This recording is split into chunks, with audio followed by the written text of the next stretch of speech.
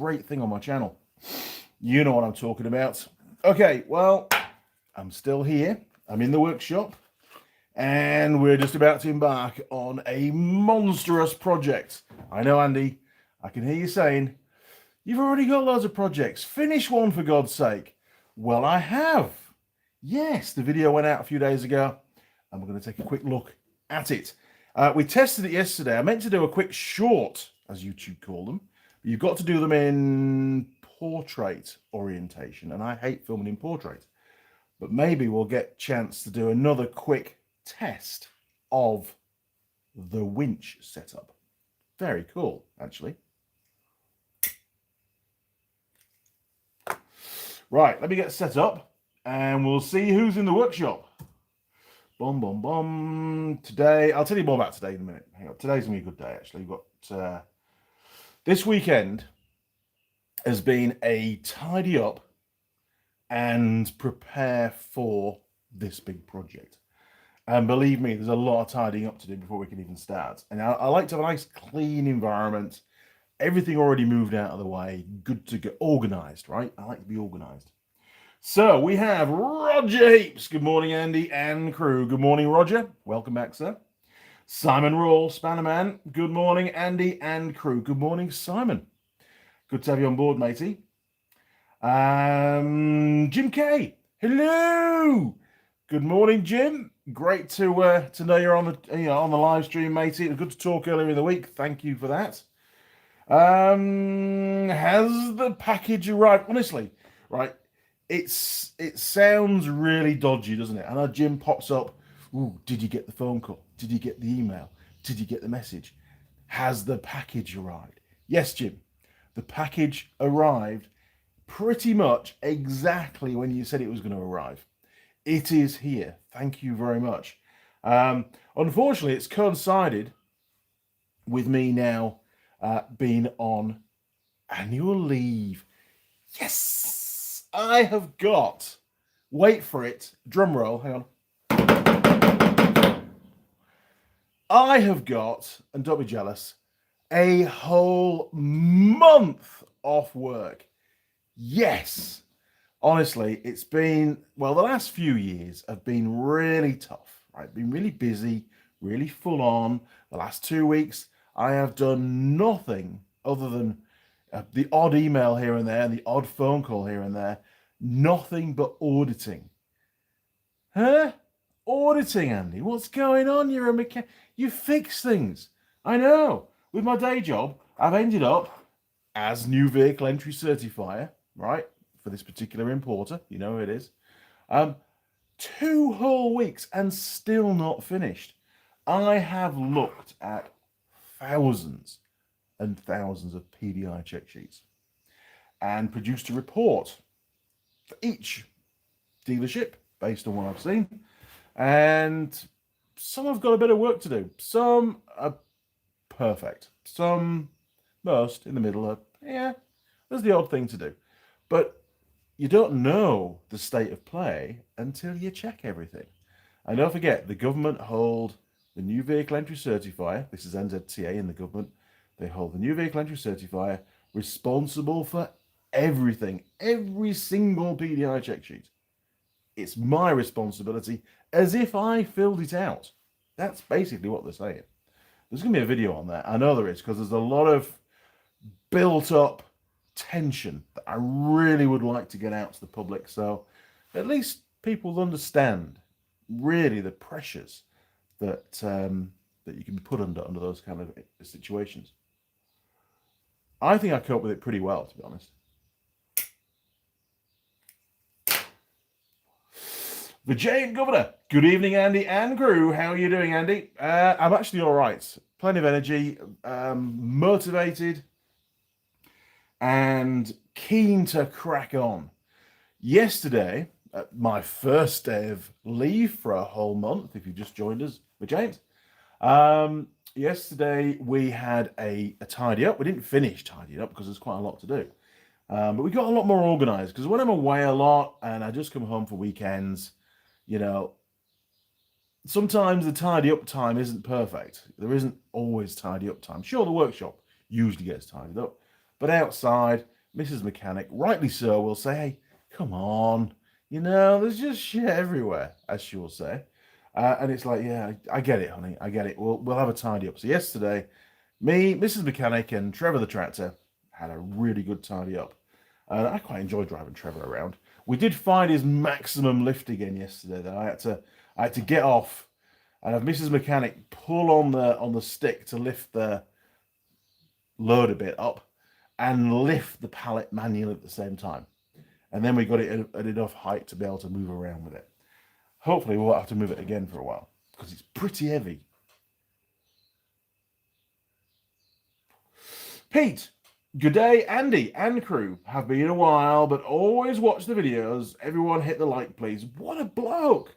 Pete, I always forget to say, you know, the classic James May, like, comment, subscribe, as he would always do on his videos. And still does, I'm sure, you know, when the producer gives him a kick. But I forget. So, you know, if you've just joined this live stream, this isn't the norm for the channel, okay? If you've just joined, it's not the norm. It's just, I like doing the live streams. It all started when we had the lockdowns here in New Zealand and I was all on my own and we couldn't get any supplies and it was really weird. And we all wanted to know what was going on in the world. And it was a really good sort of forum to have a chat about that and other stuff and projects that I was doing whilst I was off work. And we've sort of kept it going. It used to be every week and then we dropped it every fortnight. And it's a great place on a Sunday morning just to have a bit of a chat. And for me to let off a bit of steam before I start all over again. You know, it's sort of a reset time for me, really. And I enjoy it. So it's not about, you know, actually fixing things on this bit, on this segment. But it's good to, you can ask questions, obviously. And as a group, we can try and answer them for you. But it's just a, you know, low key, easy going, chill out, eat a pie, job's a carrot. Now then, where do we get to? George Bonnie 90. Hello. Good morning, George. That's your time. There you go. Big thumbs up. Thank you, George. Virginia Governor. How do you manage to get a whole month of leave? Wait for it. Ting! There you go. If I was editing, I'd put a ting on there. Well, I've been saving it up for a while. I didn't realise, actually, how many days of leave I'd accrued. But this has been planned for a long time. So I'm very fortunate. When I go back to work in a month's time, I've got to keep saying it, when I go back to work on the 22nd of October, nice, I'm working from home, right? So I might have to go up to Auckland for a couple of days. We don't know. Who knows? It's so far in the future, anything could happen, right? But I'll probably have to go up to Auckland for a couple of days. But in the main, working from home, finishing off that audit because I still haven't finished it yet. And then after about a week and a half, that's right, because I go back midweek, week and a half, I then depart for the South Island. So I'll be in the South Island for about 3.5 weeks, doing all my dealer visits and stuff down there. No field research planned at the moment, which means I get my weekends, which would be great. But who knows? Again, that kind of stuff can pop up at any time. As kind of the other things work associated that I usually cram into a weekend because I don't want to upset the schedule that I've already set during the week, which is fine. It just gives me stuff to do. And then I get back. So I leave early, I think it's early November, very early. Yes, early November I leave, get back near the end of November. And then I've only got like another 3 weeks and then we break up for Christmas holidays. Honestly, Andy, you've got it sussed, right? This next 3 months, 2.5 months, whatever it ends up being, what we on now, is it? Yeah, 3 months is going to be, when I'm at work, it's going to be hectic. Don't get me wrong, right? Because everything gets condensed. The work doesn't stop, it just piles up, and then you've got to try and play catch up. But there's some nice big chunks in there, which I'm looking forward to. This being one of them. A whole month off work. How cool is that? And how rare is that, to be honest? I mean, when I was a lecturer, we used to get like 2.5 months off for the summer holidays. Yeah, paid, by the way. Very nice.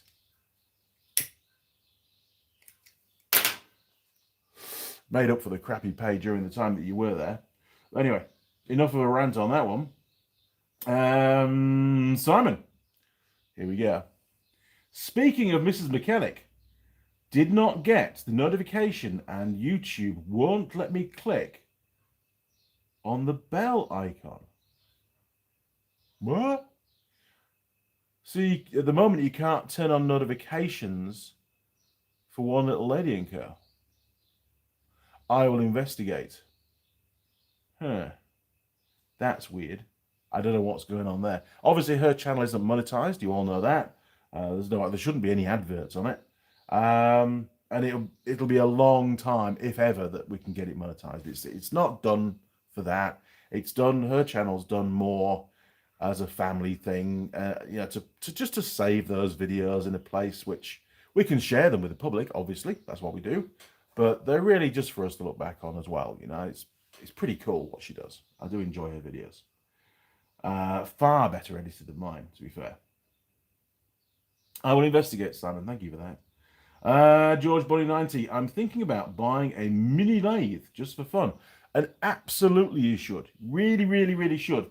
There are some, obviously being a mini lathe, there are some pretty cheap, nasty ones out there. Just do a bit of research before you buy, because, don't buy a toy, so to speak. Some of them don't last very long. Buy something that's of a good quality, but a mini lathe, because lathes are great fun. They really are. You do all sorts of stuff on a lathe. Some things that you shouldn't do on a lathe, but you can do them. So good luck with that, George. And if you need any help, if you want me to look at a particular lathe and give you my opinion, then just flick me an email with some pictures and maybe a link to where they're selling it, and I'll take a look for you. It would need to be in English, obviously. Just saying, because sometimes I get emails that are just like, whoa, what's that, Curly Knox. Hey, morning, Andy. I like that. Very, very low key. Hey, morning, Andy. I'm good, and hopefully you're all good, matey. Good morning. 222. Hello. Hey, we're getting some weird comments, aren't we? Hello. Right. 222. Good morning, and welcome to the workshop. Another new viewer. George Bonnie 90. I appreciate it. Thanks. No problem, matey. Whatever I can do to help. And Simon's pretty good with lathes as well. You can always message Simon if you want, or comment on here, or maybe in the future once you're looking at one and you've got the model, and Simon will do a bit of research. He likes his old lathes, does Simon.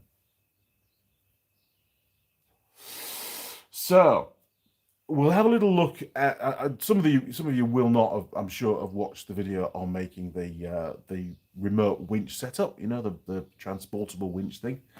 Simon made a comment actually the other day, once it had gone, that it's going to be super useful for other things, and actually it is, and it's got me and Ben thinking.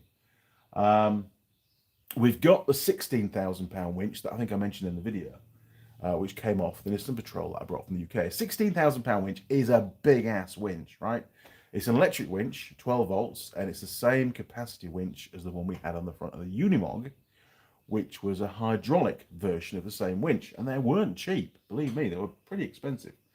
So it seems a shame to have it sat on a bull bar that's now off a vehicle, which is just not going to go back on the road. For the Funbus Mark II, which is the Patrol that I bought for Ben, which is basically the same long wheelbase, 4.2 manual, blah, blah, blah, just to give him transport, because his pickup truck is off the road waiting to be sold, needs some work, and his Patrol pickup is off the road waiting for the engine transplant. As you know, we've got the engine stand, which is not too far off finished, just got some milling work to do, and a few other bits and pieces to finish on it. But at the moment, I haven't got time. No, I have got plenty of time, but my time is focused on this project that I'm starting, which will be starting probably on Wednesday, all going to plan, because we're still gathering up materials at the moment. I've got some here. We'll have a look at those. We've got some timber to pick up, and then we've got some builder's mix and some cement to pick up. Oh, that'll be on Tuesday. So everything's sort of lined up. At the moment, it's just clear the decks, clean up the area, get it prepared, ready for work.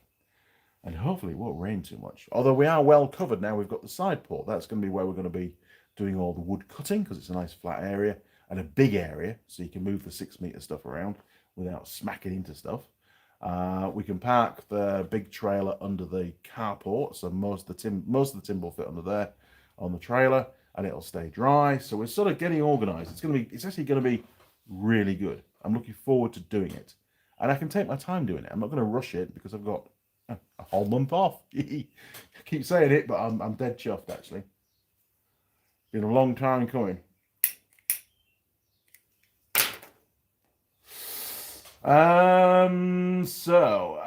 The real Daz 03. Morning, Andy and crew. Good morning, Daz. Welcome back, matey. Curly Knox, not mechanically orientated, but what's your thoughts on solar power? Well, it's free, first of all, sort of, but you've got the depreciation and the initial investment of the panels. I'm not a solar panel person. We don't have any. Ben's got a little one in his shed to keep his little 12-volt battery pack charged up, and he has an inverter in there and stuff for doing bits and pieces. But for me, I haven't gone down that road. We just paid monstrous power bills, $500 and something last month. Oh, crazy expensive. But when you're considering buying solar panels and stuff for your house and getting a solar setup done, there's a few things you need to look at. Obviously, the panels don't last forever, right? They do depreciate, so you've got that to look at. They're only going to last so long. A lot of people, and this is where my experience does come in. A lot of people here in New Zealand have solar panels. Why not? The sunshine's pretty strong. And it doesn't take long, they create quite a lot of energy, even small panels. They run pretty efficiently because there's a lot of sunshine, apart from when it's raining, of course, and cloudy and dark as well. That usually affects it somewhat.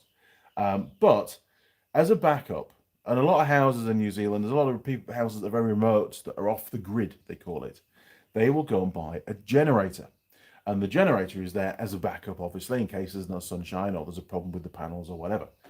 And my experience tells me that quite a lot of generators on the market aren't really suitable for that application. So the consumer, the customer, will go out and just buy, they'll say, I need a generator that will output 6,000 watts, 6 kVA, I think that is. But you've got to drill down. If you're using the generator in conjunction with an inverter, which you probably are if you're going to be charging a battery bank, then, because it'd be a DC battery bank, obviously. Not that you can get AC, but anyway. You've got to have the capacity or the output of the generator. So if it's a 6,000 watt generator, 6 kVA, then when it's used in conjunction with an inverter, the maximum output is now only 3,000 kVA. I know, right? It makes the generator pretty damn big. But most people don't realize that. And if you look through in the small print, a lot of generator manufacturers will state that, but you'll only get to find out once you've bought the generator. It's in the owner's handbook. So do your investigation work. You might be able to download an owner's manual from the internet before you buy it and have a really good read through and get a Sparky to read it, because sometimes the outlets on the generator aren't suitable. Where you put the plugs in, they aren't suitable. You want one that can be hardwired, so you get all of the output on a single wire as opposed to it being split between 2 or 3 sockets. So there's all sorts of stuff you've got to look at. Does it have auto start? Can it be wired up to instantly come on when the power is turned off from the panels, for example? All that kind of stuff. And that's electrician world. It's not mechanic world. And I wouldn't want to get involved with that kind of stuff. If I did it, it'd probably just blow up. So I keep well away from that kind of thing. But no, if you're looking at solar power, that's my advice. Do your research and really drill in and triple check that the generator, if you're going to buy a generator to go with it, triple check that it is actually going to do the job. And then maybe get the supplier to sign an agreement where if they say, yes, it'll do all of this, if it doesn't, you can return it for a full credit, because sometimes you get stuck with generators that you don't want. Get it in writing, be covered. And maybe speak to some solar panel installation companies. They might have a generator option or a few generators that they would recommend are best suited for that kind of application. But draw on their knowledge as well. Right, Simon, if you've bought the budget Walker mini lathe, they're a good quality lathe. Well, there you go. You see?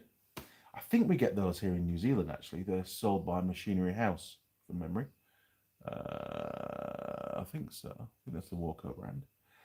Richard Perry. Hi, Andy and crew. Hope everybody is well. GB flag. Very poignant. Good job, matey. And thumbs up. I mean, the UK. Wow. So many flags. And that turnout into London. That blew me away. Very cool. 222. My house solar panels are 12 years old. Still work. Make sure you keep them clean. That affects the efficiency tremendously of the day. George Buddy 90. Thanks, Simon. You see, team effort, right? Okay. Before we go any further, let's put the pie in because Andy's getting hungry. Now, Mrs. Mechanic stumbled across this one yesterday. This came from a village not too far away. I suppose you'd call it our local store because the store here is crap. It is an Oxford Pies. Now, I had a hunch that Oxford Pies had gone bust, so maybe they've got going again. Or somebody's bought the business and resurrected it. I don't know.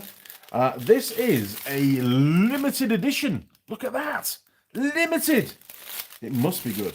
And it is called the Ultimate Breakfast Pie.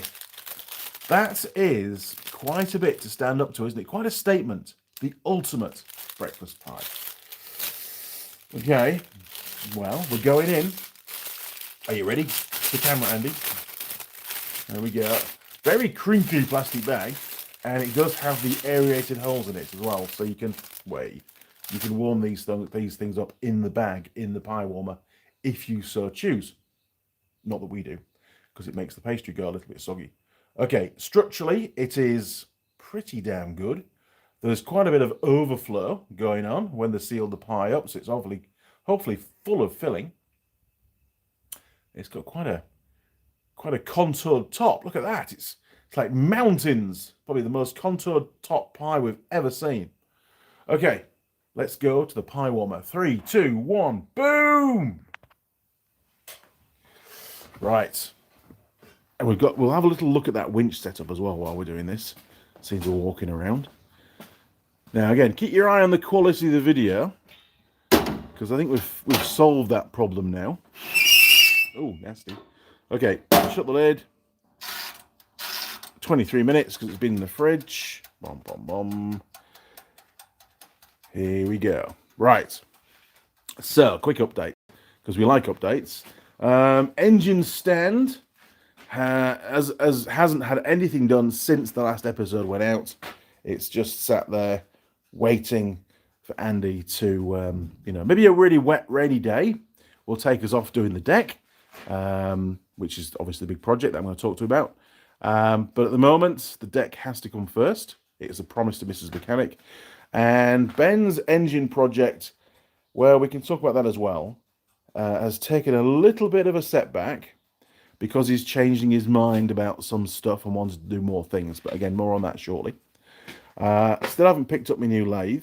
Got all the bits. Haven't picked up the lathe. And over here, look at that. If you haven't seen the video, this came out incredibly well. And we did a quick test yesterday where we dragged Larry the Carry across the driveway with the brakes locked on, and it did it just fine. Which means it's got plenty of grunt to load a lathe, that's for sure. So, what do you think to that? Pretty good? I'm very pleased with it. And once it gets the big, a full-size car battery in there, which it will take, I've made it big enough to take a car battery, then it'll have a bit more capacity as regards it'll run for longer. We had no problems at all with the batteries that are in there. It was running, pulling for a good 3 or 4 minutes, and it didn't seem to slow down at all. So there's plenty of juice, but we'll find out, right? So you're going to want this thing to fire up. So we'll put if you haven't seen it run, we'll put the isolation key in. Isolation on. Or is it energized? Energized. Nice. I like that. Okay. Right. We've got the lance. So bear with me. One-handed is not going to be easy. Pop them in there. Okay. Right. So you've got the winch cable is out that way. I'm just going to flick it a little bit. I'm not going to run it for long because obviously I can't hold the cable. So, to camera, spool in. Nice. Spool out. In, out. It works brilliantly. It really does. And the free spool works. We tested that as well. That's good. The one thing I'm going to do in addition that I haven't done yet is I've got a couple of rubberized grommets that will go over these two terminals on the motor, one either side. I'll pop those on at some point. I've got to find them yet. I know I've got them. I've just got to find them and stick them on because it'll just be a nice touch, a nice finish to those bits. Can't do the contactor block. That's all right. But the motor, it's a bit more, exposed. We'll get those covered up. So yeah, very, very happy. And the buzz bars came out brilliantly. Look at those, stainless steel. A bit of heat shrink on there. Very thick heat shrink as well. It's good stuff, is that? Yeah. Right. De-energize. How's that? Okay, what else have we got? Yes, I know what we've got. We've got some stuff. So we come around here. Oh, I've been in the drawer. Hang on. Push that back. Right. So, this project of mine. Well, it requires lots more nuts, bolts, screws, washers, all that kind of stuff. So I went to go and see Jared at Forge. Top bloke. He's not very well at the moment, poor Jared. He's got a very bad sore throat. Hopefully I haven't caught it off him. I feel fine at the moment. But I don't know what the incubation period is, so I'll have to find out. So what have we got in here? We've got M10. I think, do they open? Does it open? Yes, there you go, look. M10 by 75, pretty classic, standard zinc-coated bolts. We're going to be using these a lot for all the bracketry and stuff, for the deck, for the frame. I like these batten screws. These are 150s. These are big. Bear with me. There we go, look. These are monsters. Look at that. And I use those just initially to put the whole frame together, square it all up, and then once you've got it sorted, then the steel brackets go on with the bolts, and then we just leave that in place most of the time. So you've got one of these in the middle, and then you've got a 10mm bolt top and bottom, one above and one below. So it's, every joint is ridiculously strong. They're the same, but only 100mm long. I was getting low on M10 Nylox, got 500 of those. I was getting low on, these are heavy duty washers, by the way. Can we get in? Hang on, bear with me. I'll put you on the bench. And then I've got two hands. I know, it's a go-kart. I know. There we go. Right. It's already telling me to move my phone. Stupid thing.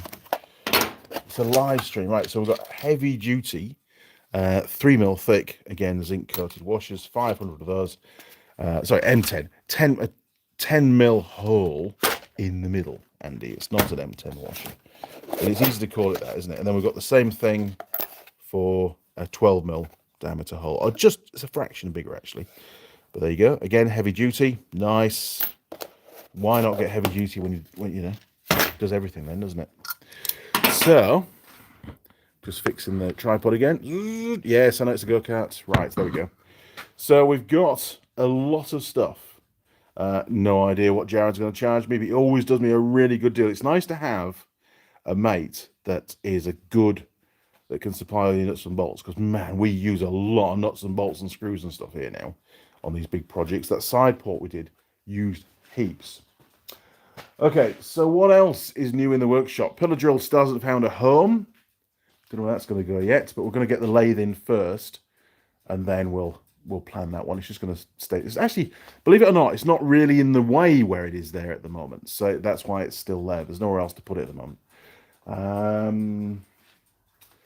Realistically, that's probably about it, I think.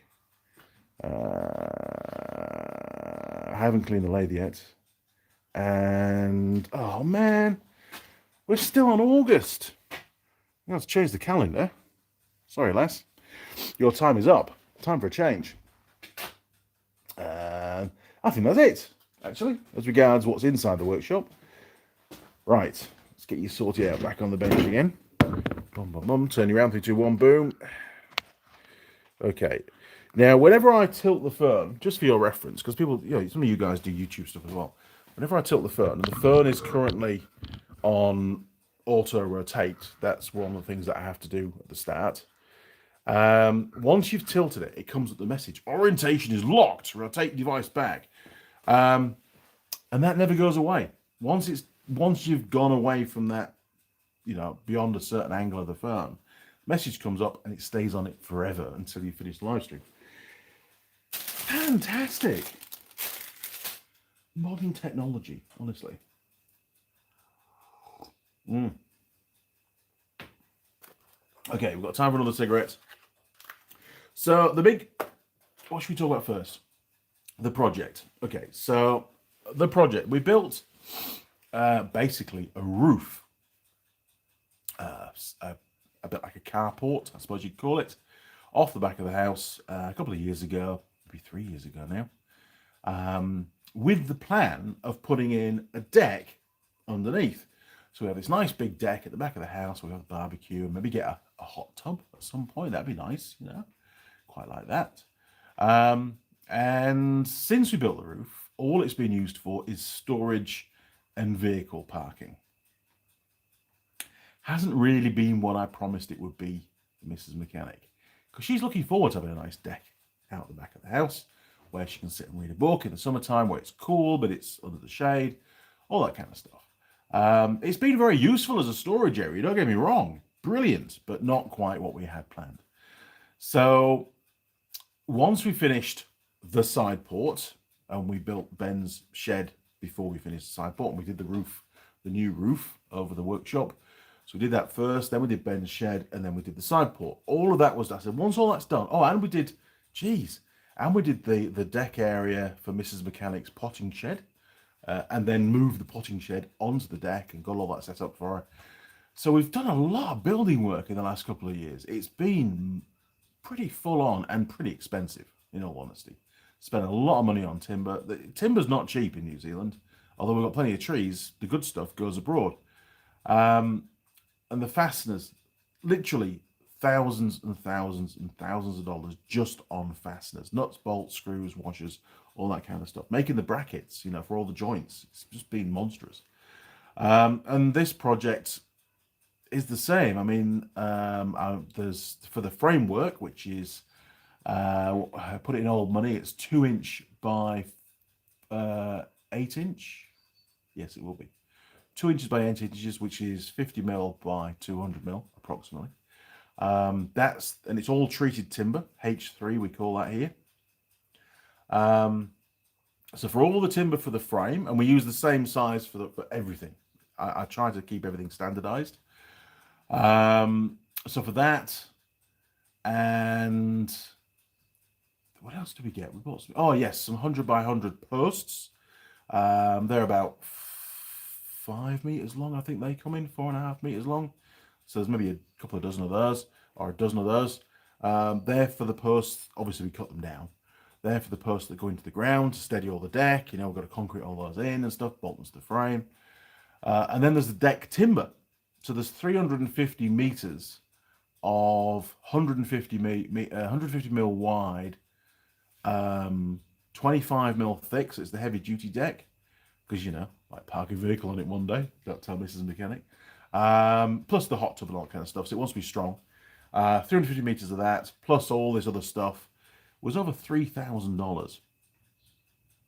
Takes a bit of saving up, just $3,000, bit of pocket money.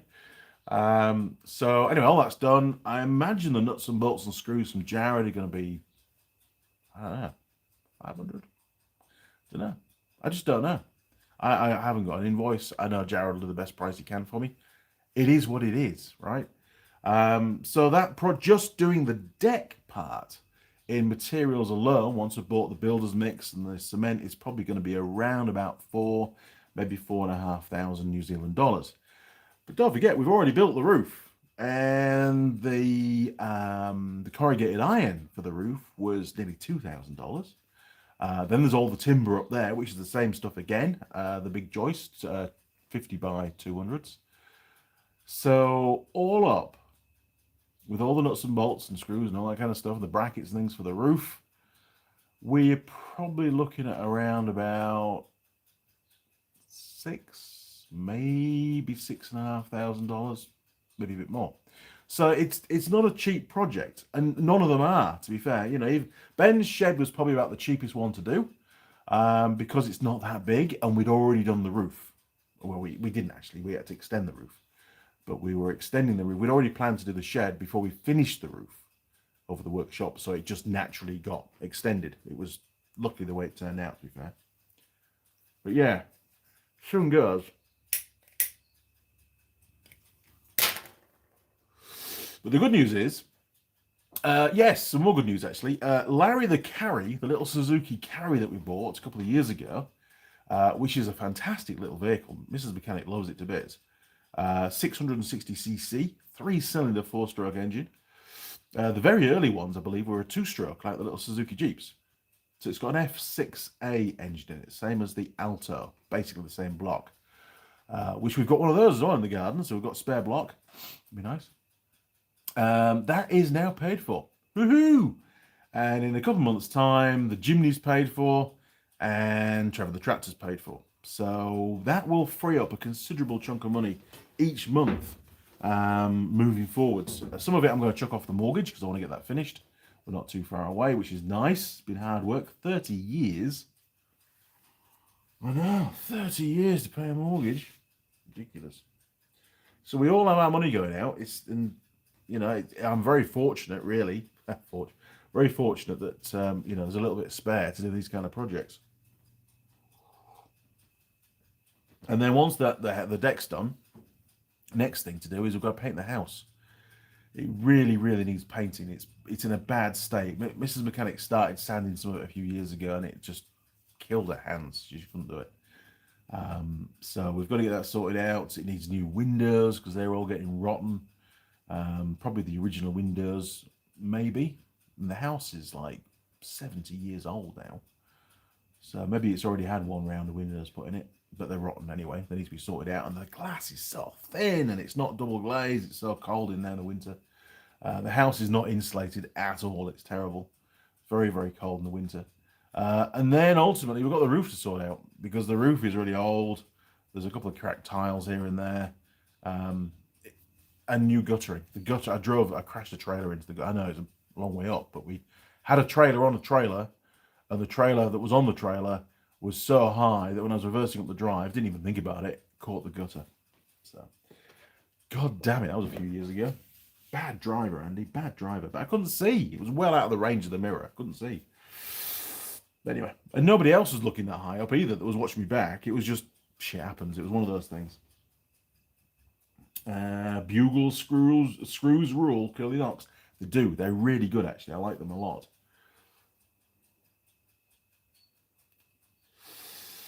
Oh my word! Let's just scroll back. I've just seen Keith on board. I haven't spoken to Keith for years. Connor K. Morning, Connor. Andy and crew. Sorry, I'm late. I'm here now. All good, sir. No problems at all. Thank you for joining us. Keith, New Level Auto. I came for the pie, stayed for the good company. Well, thank you, Keith. Appreciate that. Keith says, what type of filling will be expected of an Oxford pie? Well, Oxford pies have got had a pretty damn good reputation, Keith. This one is, never had one of these before, the ultimate breakfast pie. Did you like that? The ultimate, breakfast pie. It should be pretty damn good, right? I think Oxford Pies closed down. I could be wrong, might be a different brand, but I think Oxford Pies was one of the pie companies that shut down a few months ago, maybe a year ago. And if that was the case, they've come back, which is great news. Oxford, by the way, is in the South Island. And I've been to the Oxford Pies shop. They're the main shop. I think we even did a live stream from there years ago, actually. Should be real tasty. I'm looking forward to it. And I'm damned hungry. I've had nothing to eat yet this morning. That will be my breakfast. And then I'll be outside. We've got to move Ben's patrol pickup from under the house port. I've got to put all the motorcycles back in the workshop first because they're all under there now for the live stream. So we've got to move that. We've got a big workbench, which we've got to move out later once we've moved the fun bus, the patrol that I brought from England that we've taken the engine out of. That's under the side port. That's now got to be squeezed under the the part of the roof which is going to be my new shed. So we think it's going to fit. You know, when we did the retaining wall, the raised up section, I've got to move the adventure trailer, which we built on video, move that across a little bit. That will fit because the roof slopes, obviously. That'll fit further across. Might have to take the roof tent off. Hopefully not. And then we can back the fun bus in, well, push it in with Trevor the tractor after I've dragged it around the garden. Push it in there. The whole of the fun bus won't fit under the available roof space. Most of it will. All of the cabin area will, which is the area that I'm bothered about because it's pretty rusty as the roof, and we don't want the contents in there, the seats going all mouldy. And we keep all our cement in the back because it's pretty well sealed up to keep it dry. It works very well. So that's what needs to happen. We're going to try and get that in there. That'll free up the side port. I can then bring the big bench in, big steel workbench that's currently under the house port, under the side port, and I can use that bench for my timber cutting. Get me circular, get me cut off saw put on there, and it'll be great. It'll be a really good little working environment. We've got that really good light under there now, so it's very well lit, and it's long, so I can work on 6 meter length bits of timber without anything in the way. So very happy, actually. We're starting to get set up. Very future project. One more big shed. Well, actually two. It never ends. Big shed to build down the garden from one side of the garden to the other as maximum width. Pretty high, so we can probably stack 3 potato boxes high inside for storage. Get a load of the bikes in there. That'll stop me having to push them in and out of the workshop all the time. And then Ben, the last one to build, so we think. Although Ben wants a little carport in front of his shed that's with a concrete pad. Next to that is a tin shed that Ben bought. Now, it works very well, but it's not very good. It leaks. It's just pretty crap. It's poor quality, very, very thin tin. To the point where when we were putting it up, if you didn't really support the panels before you screwed them into place, they would buckle and bend and twist, and you get creases in them, which was really, I was very disappointed with it, to be honest. You know, I like to build decent sheds. So with that one, we're going to build a shed around the tin shed, right? So we're going to make it bigger, enclose it in a bigger shed, and then, this is the cunning part, take down the tin shed. And then Ben will end up with a nice timber framed shed, you know, corrugated iron roof, standard Andy Mechanics style, as you've seen, which is waterproof, it's bigger and better, and it'll look a lot nicer in the garden. All the buildings will then match. It'll be great. But that's a fair way down the line. Now then, where do we get to? So hopefully, Keith, that's answered the question on the pie. You'll have to wait and see shortly. There'll be a ping in a minute, be coming out of the pie warmer. Say hi to Ivan for me next time you speak to him. I haven't spoken to Ivan for a while. I've watched a few of his recent videos. He's looking well, which is good. Simon ended up with a 15 kVA, I think it is, diesel generator. Holy crap, that's a good size. You'll need a forklift for that. Was a cheap non-runner. Put a new pump on it, was going to sell it, but kind of want to keep it. Well, the apocalypse is not far away, Simon, so probably a good idea to keep hold of that. And that's a fair size. You can run your house and more with that, house and workshop. Roger Heaps should try organize a valve grinding machine lesson when you're down. That would be a good idea. Yes, because I haven't really used a valve grinding machine. We did a little bit in the video to see if it worked, but I haven't really done much. Watched a couple of videos on it, and it's a lost skill. So it'd be good to do a video on that if your mate's happy to go on camera. Oh, pardon me. Curly Knox, yes, we've done that one. Buell screws rule. They do. They're fantastic. Where do we get to? Pete, Andy, the front camera worked great, but the rear camera is reversed. Maybe just use the front camera all the time. Yes, I know. I am sorry. It's I like to try and it's from normal. When I film normally, it's not a problem, right? It's not reversed. When I do a live stream, for some reason it's reversed. Some viewers, very helpful viewers, have tried to direct me in various directions to try and solve the problem. There appears on the Samsung S20 no setting to be able to flip the selfie camera image when on a live stream. I don't know what's going on. I don't have to flip it when I'm editing. It just automatically is the right way around. So I don't know what the problem is. My sincere apologies. However, it probably won't be too long before I replace the phone that I use for my YouTube channel. And maybe the new phone will solve the problem. This phone hasn't always been like it.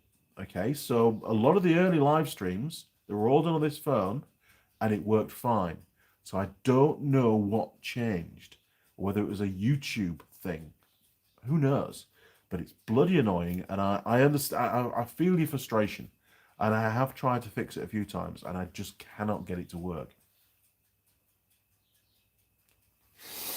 I did think almost this morning, almost use the front camera.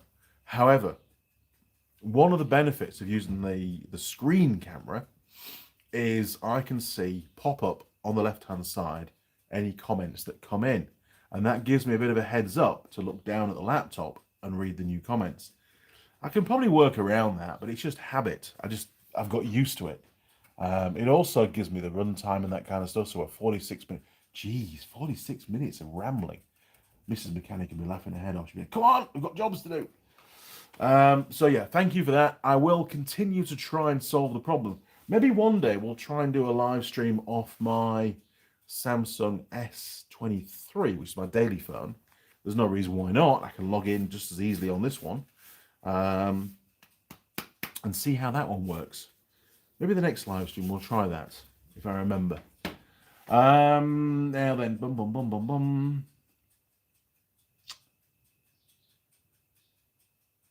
Hey Andy, it's Ford from Sargent's. Ford, one of the technicians down at Sargent Motorcycles. Good morning, matey. Give you a good shout out. I met Ford a few weeks ago when I went down to do a dealership visit. Very helpful lad, and we got him all set up so he had access to the online training and that kind of thing. Hopefully it's working for you. Sometimes they don't. Don't forget to keep logging in every 2 weeks, otherwise you get locked out, you know. Crazy stuff. But thank you for joining, Ford. Really appreciate it. More the merrier.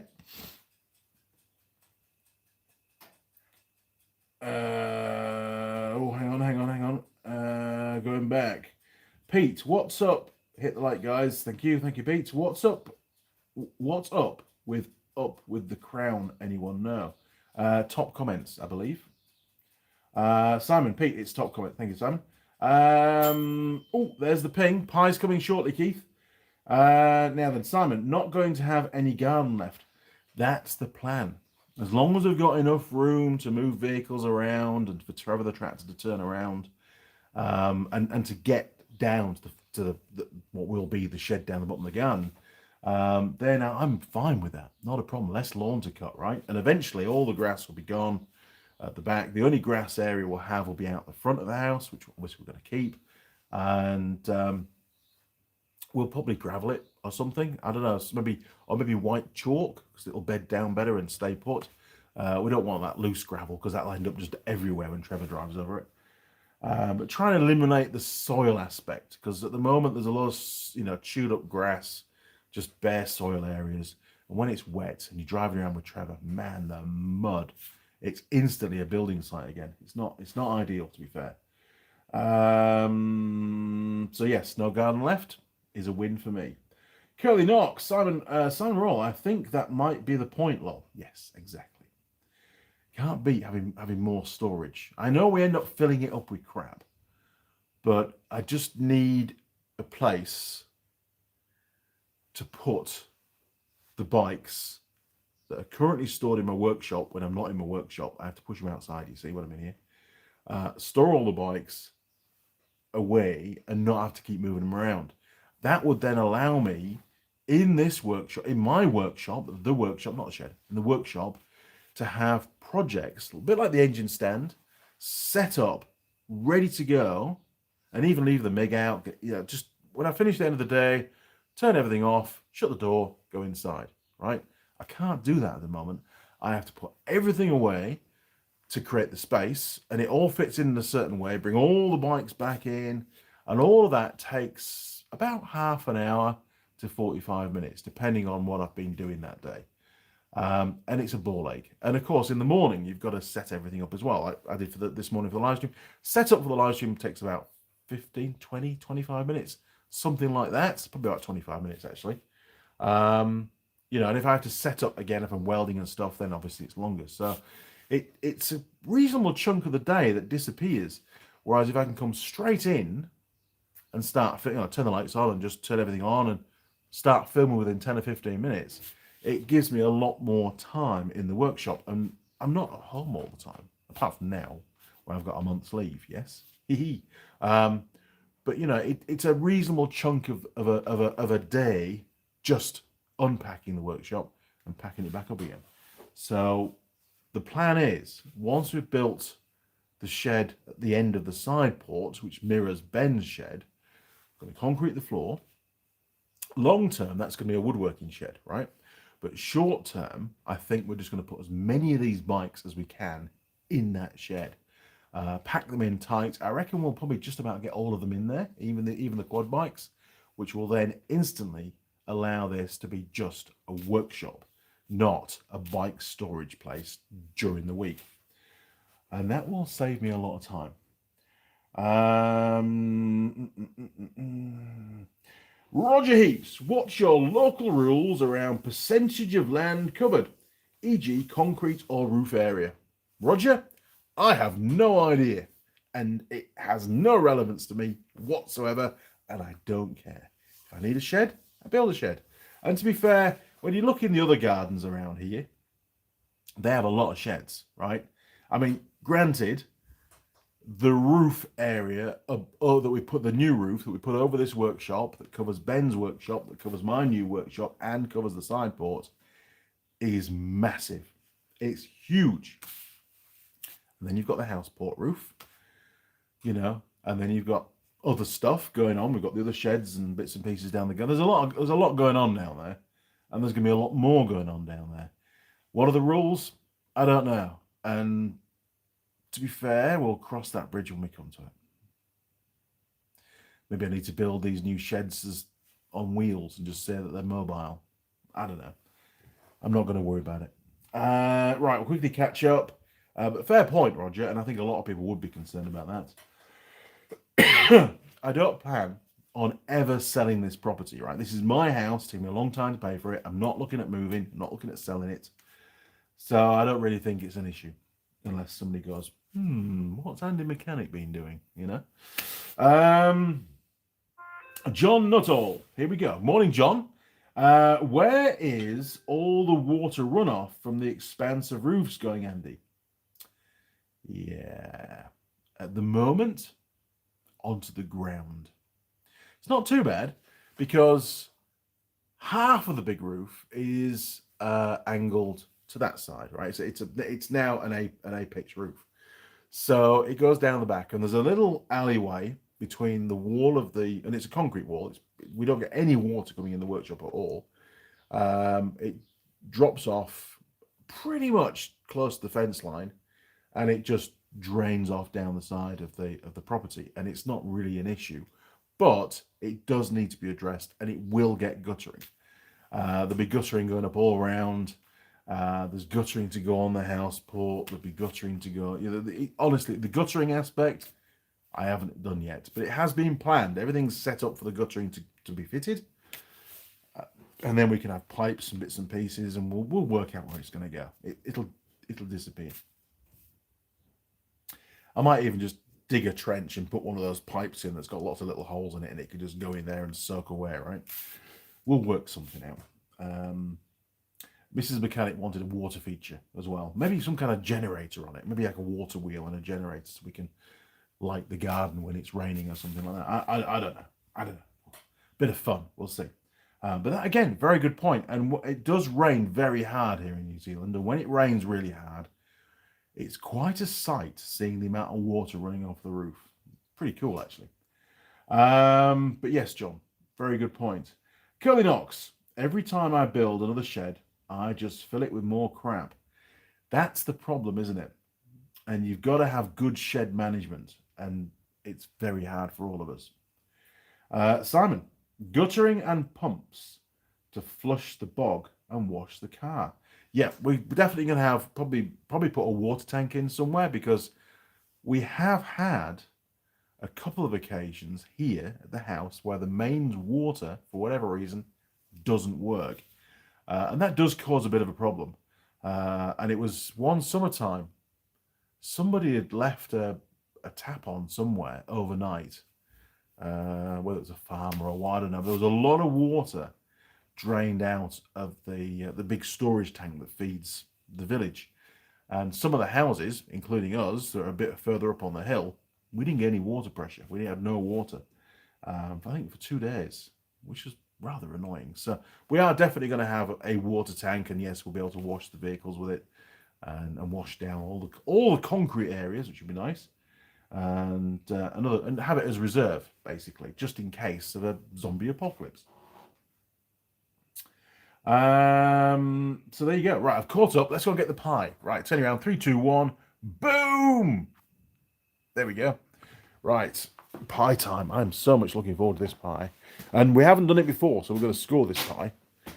Bum, bum, bum, bum, bum. We are 56 minutes into the live stream. Oh, look at that. Doesn't that look nice? Super tasty. A crispy top. Oh, Oxford pies. You've got me drooling now. Okay, 3, 2, 1, boom. Okay, so, as always, a quick close-up of the pie. Structural integrity, check. Looking pretty good. Very important, structural integrity, to be honest. I've had a few pies recently which, it's crap, they just fall apart. It's definitely a two-handed kind of a pie management thing going on. It looks very tasty. I like semi-burnt stuff. I just like the extra flavors that it brings out. Okay, for those that have just joined us, this is, and for Keith's benefit, an Oxford Pies limited edition ultimate breakfast pie.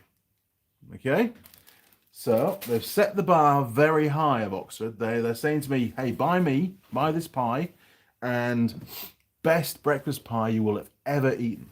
So we'll find out. We're going in. And I'll start with the burnt bit.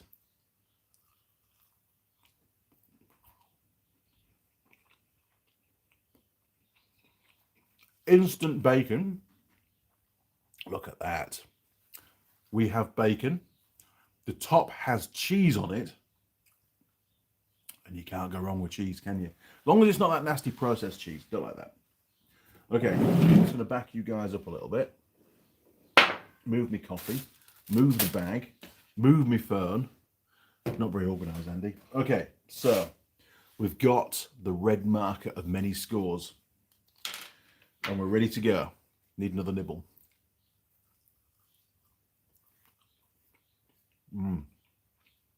That's tasty. I mean, you all know that I'm a steak and cheese pie guy, right? That's my go-to pie. Wild Bean Cafe gourmet steak and cheese. I know it's pronounced wrong, right? Gourmet.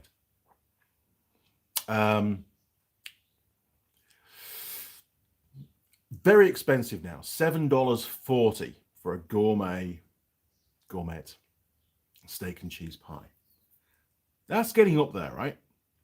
And I believe, and I've had a lot of their pies, right? A lot. I'm talking a lot of their pies. Way too many, as you can tell. My personal opinion is that the quality of those gourmet steak and cheese pies has somewhat diminished.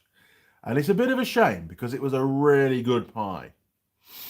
So I'm a bit more amenable to exploring, other options on a daily basis. And this is definitely up there.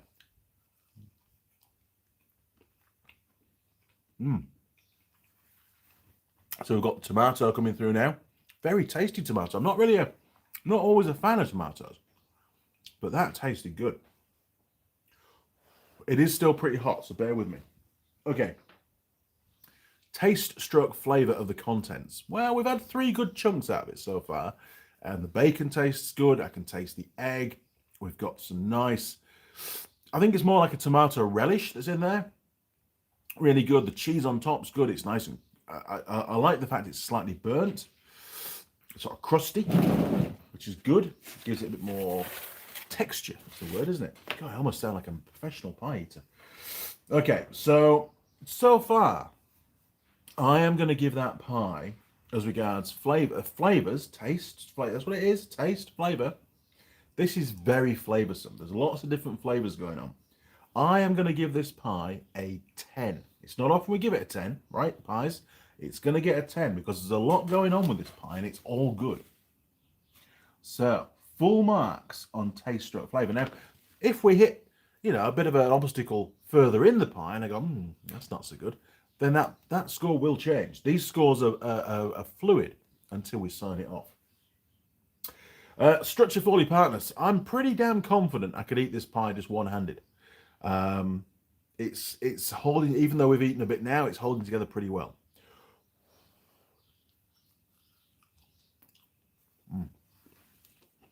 Nice, so good. If Oxford Pies is under new management, you are good people. You know what you're doing. Oh, runnability test, right? It's going to get full marks on this, I'm sure of it. So that's 45 degrees for 30 seconds, and we watch the contents. That's definitely a good 45 degrees. Swing it round. There you go. Look, there's absolutely nothing moving at all. It's rock solid. This is a very stable pie. It's a perfect pie to be talking to your mates. Hey, how's it going, John? You all good? Swinging your pie around, not taking any notice. Or if you're one of the people out there that drive your car while you're eating a pie, not me, I won't endorse it, but you're driving your car, you've changed gear, it's the kind of pie that's going to stay in one place. It's not going to end up on the floor of the car. It's not going to break up. Loads of it's not going to run out on your lap and, cause some burns in a place that you don't want burns for sure. It's a good pie for that. So I'm going to give it full marks on the structure. I feel that confident now. Full marks on runnability, full marks on structure. Again, we can change this. Now, I just want to point out, I don't think we've ever had 3 10s in a row on any pie we've ever done. And hand on heart, Oxford Pies are not a sponsor. They haven't paid me a cent. We bought this pie. It was a random purchase. Mrs. Mechanic just spotted it on the shelf. Oh, we'll like that. We've not done that one yet. That was pretty much exactly what she said. And it's doing really well. Now, meat quality, it might struggle a bit here. I noticed that the bacon, it's not prime bacon. And, for a pie of this sort of quality, there are better pies. Or should I say companies out there that produce pies, gourmet pies to a much higher standard of contents, like Lake Farms. They produce some really good pies that you can order online. Again, not a sponsor. You can order them online, and then you order like 12, and they turn up in a big cool bag thing, and it's pretty cool, actually. Very tasty pies. So the bacon in here, I'm not expecting premium quality bacon, but it doesn't look too bad, and it tastes good. It tastes good, which is the important thing, isn't it?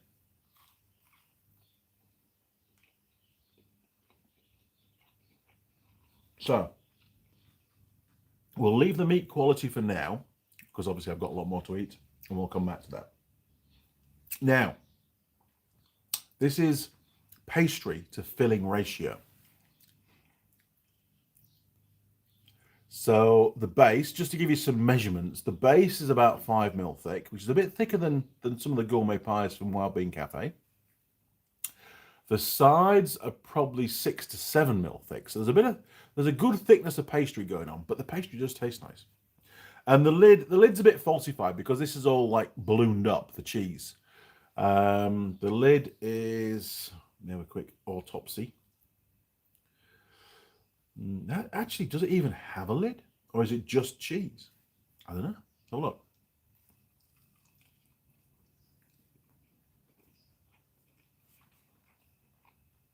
I don't think it does. The lid is the contents with that sprinkling of cheese, and the cheese is what's sealing it off. There's no... that could be a hash brown. I think it is. I think that's hash brown up there, and the cheese is on top of the hash brown.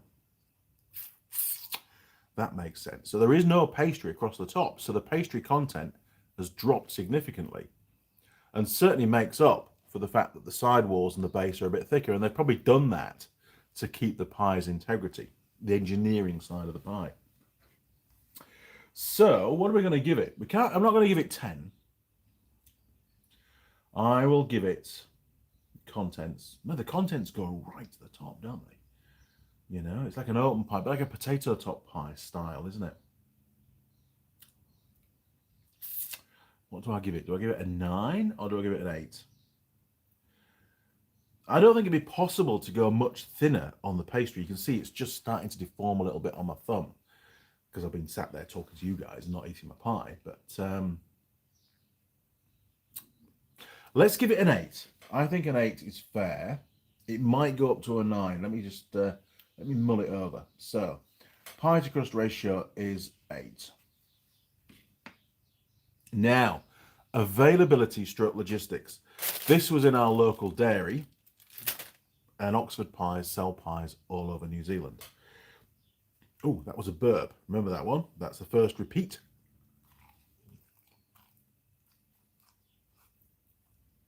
Oh, right, okay. So, oh my word. There's your bacon. So this is a proper piece of bacon. This is not little bacon fragments, people, that you sometimes get in most of the bacon pies. That is straight out of the frying pan, chunk of bacon. I don't think we've ever had such a large piece of bacon like that in a pie before. That is fantastic.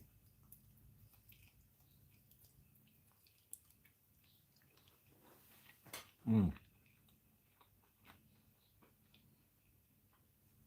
it had all the fat on it and stuff. That was primo, they would call it in New Zealand. Primo. Okay, meat quality. Boom. There you go. That was good. I'm going to give it a 10. I am. I'm sorry. I'm going to give it a 10. That was like, you know, here is literally a slice of bacon, and we're going to put it in the pie. No other pie company does that. Not to my knowledge. They all get the bacon, they chop it up into little tiny pieces, and they put as little as they possibly can in the pie and say it's got bacon in it. That was a massive chunk.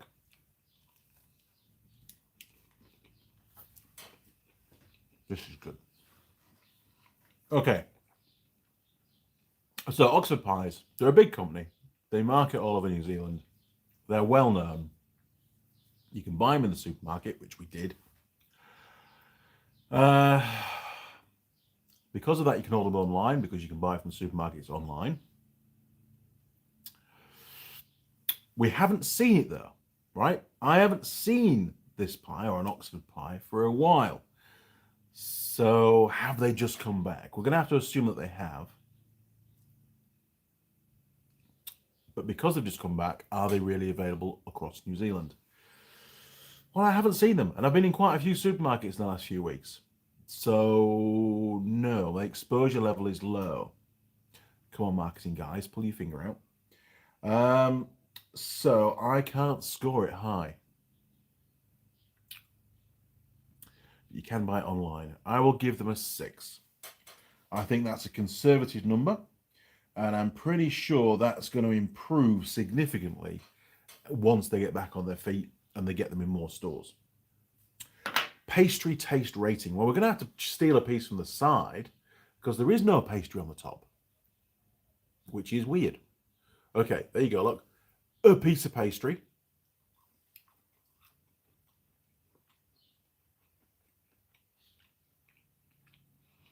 Okay, it's good pastry, but it is just pastry. There's no other flavor to it. It's just pastry.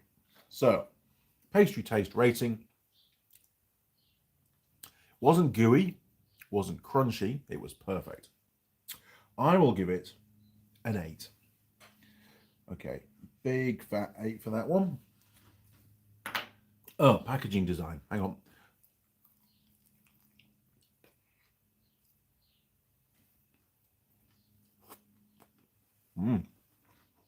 It's going down well, this pie.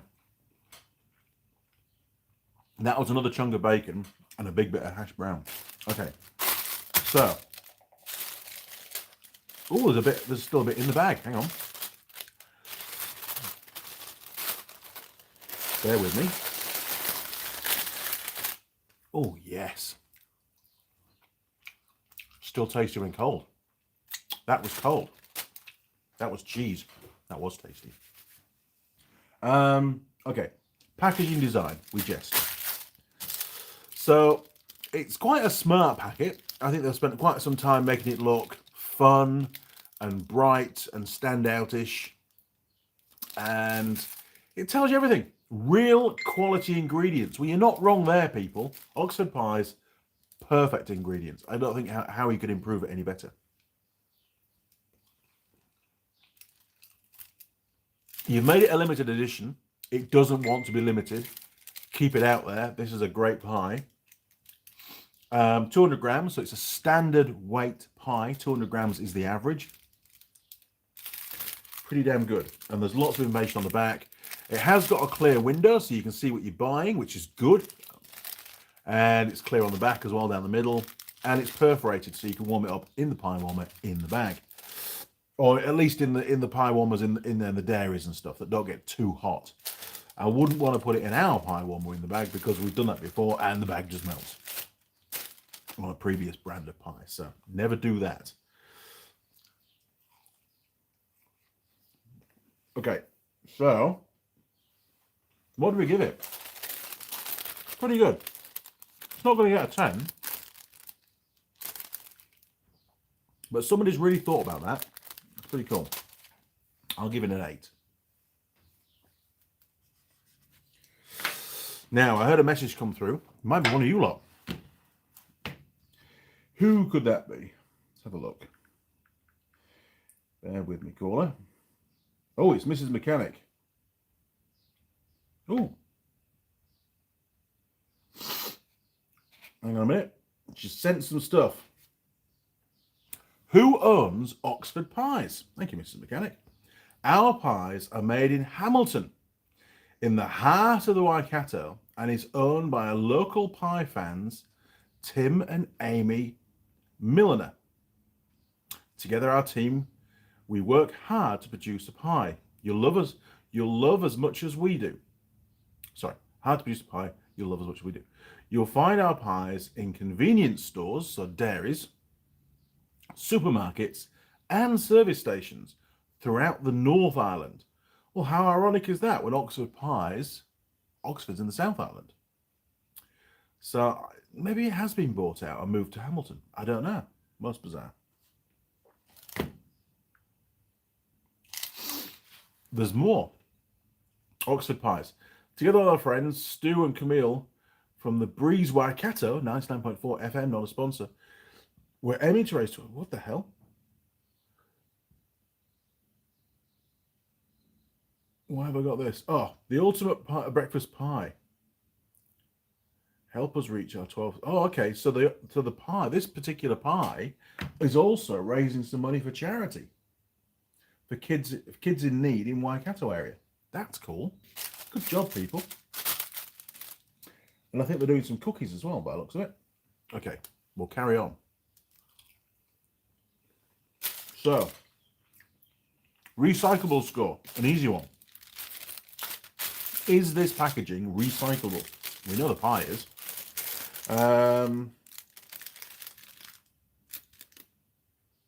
No. It says here, keep New Zealand clean, dispose of your wrapper. Okay, so it's not recyclable. But they tell us it's not, so they'll get 1 for that. Because they did inform us. Right, we'll carry on. Carry on. All right.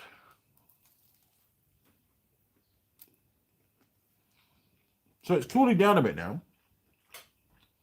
It's still full of flavour. I'm not sure how nice hash browns are cold. I know that the relish will be fine, the bacon will be fine, the cheese will be fine, the eggs can be fine. Hash brown, covered in cheese, probably get away with it, to be fair.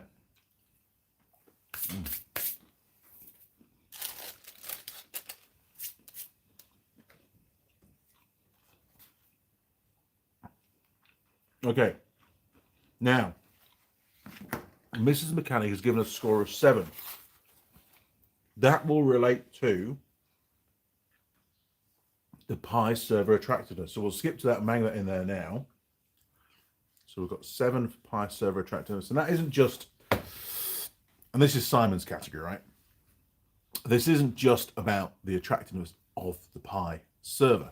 This is about how welcome you feel in the store, where you're buying the pie from, the overall ambiance, atmosphere, call it what you like, the experience of buying the pie, the experience of the pie purchase. A very important part of the overall pie industry. Okay, post pie heartburn. We've had 1 burp. We're down to 9 at the moment. Stuffability score. Am I full? Yeah, it did the trick. I'm not hungry anymore. I'm not over full either. I reckon he gets a 10. That was bang on. Very tasty, very happy. And I would say to Mrs. Mechanic, if you see any more of these pies for sale, we should buy some more and put them in the freezer. Okay, so we are still tasty when cold. Well, the bit in the bag was tasty, and it wasn't too bad. I'm just not a fan of cold hash browns, that's all. I think as a result, I'll give it an 8. I think it's going to be around about the 8 mark. Post pie heartburn. Well, I could sit here and probably burp again in a few minutes time, but we have to give it a 9. There's only been 1, so 9 it is. Now we might be looking here. I mean, I've not added the scores up yet, but we might be looking at a new world record pie score. And you, the viewers, have joined me on this journey, so feel privileged that you're here with me now. You can immerse yourself in this wonderful experience. I could be wrong, but that's my gut feeling. Okay, turn you around. We're going to do some arithmetic. Dum, dum, dum, dum, dum. Okay, here we go. YouTube will get upset because the phone's now at an angle again. What the hell? Okay, so we have, and I don't think we'll ever see this again, 4 10s in a row. I mean, it's almost like ice skating, isn't it? Look at that. 10, 10, 10, 10. Torval and Dean. Phenomenal. Okay, so we're at 48, 54, 62, 70, 78, 88, 98. Ooh, is that right? 98 and 7. That's 105. I think what we'll do is we're going to double check this just to make sure we get it right. You can also join in and let me know in the comments. So 48, 54, 62, 70, 78, 88, 98, 105. That is the correct score. We're all good. Now, we need to write on here, because I haven't got any white strips yet. Honestly, we've been without them for probably nearly a year now. Need to get some more. So this is an Oxford Pies.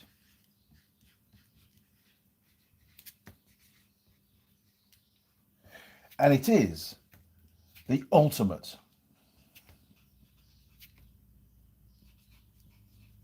breakfast pie.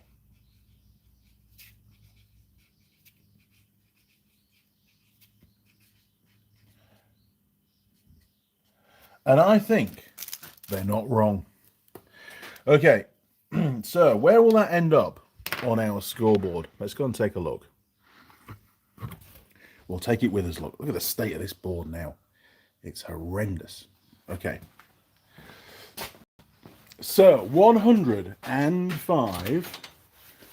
Oh, look, it's not. It hasn't pipped the post. We've got 2 pies that are still better pies. We've got Dad's pies, which Pretty run-of-the-mill pie company, to be fair, Dad's Pies. Steak and cheese, and it even came out of a multi-pack of 3. That's almost unheard of. That is the holy grail. It must have been one of the good ones. Tasty and good pastry, 107. Atta's Bar, chicken, bacon, mushroom, and cheese. See, bacon, cheese, can't go wrong, 106. Isle of Pies, I remember this one, this was really nice. Isle of Pies, Angus beef steak, and rosemary, 105. And that's what we get with this one, 105. So it's third equal, isn't it, look? In the world. Phenomenal. Well done. Good job, Oxford Pies. We're very nearly there. Where could you benefit more from? Well, look at this, right? Hang on, bear with me. Recyclable score, they only got 1. All they would have to do is make their packaging recyclable, and they would suddenly gain about potentially another 9 marks. And that would blow Dad's Pies out of the water. Because that's a really good score. Look at that, 10, 10, 10, 8, 6, 8, 8, 8, 1, 9, 10, and 7. So that's the one they need to work on. Recyclable score, 1. So if you're watching this video, Oxford Pies people, I forget your name, sorry. That's my tip, my top tip. If you want to get top of the leaderboard on the Andy Mechanic Pie Review, then you need, this is coming from my heart now, you need to work on that recyclable score. All right, no more rubbish in the bin. It needs to be recyclable packaging. Okay? Okay, over and out. Right. Not a rant, just some advice. If they want to win, that's what they need to do. Look at their weaknesses and fix the weaknesses. And that's a weakness. Okay, I will take a picture of that right now before I forget. So we've got it in the archives. I've got a lot of white strips to fill out. I really have. Right, picture, boom, it's in there. Just to remind me, Andy, you've taken a picture of it. It's in your phone. But man, that was a good pie. Mrs. Mechanic, the coffee's cold. Really cold. Okay, we have got a ton of comments to catch up with, so my apologies. I was on a bit of a mission with that pie. It was so tasty, it just took all my focus away from your comments, so I do apologize. We will see if we can catch up.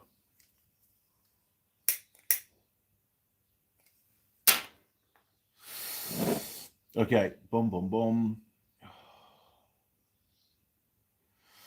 Done that one. Done that one. 222. How many bikes? There's 10 motorcycles, 3 quad bikes at the moment.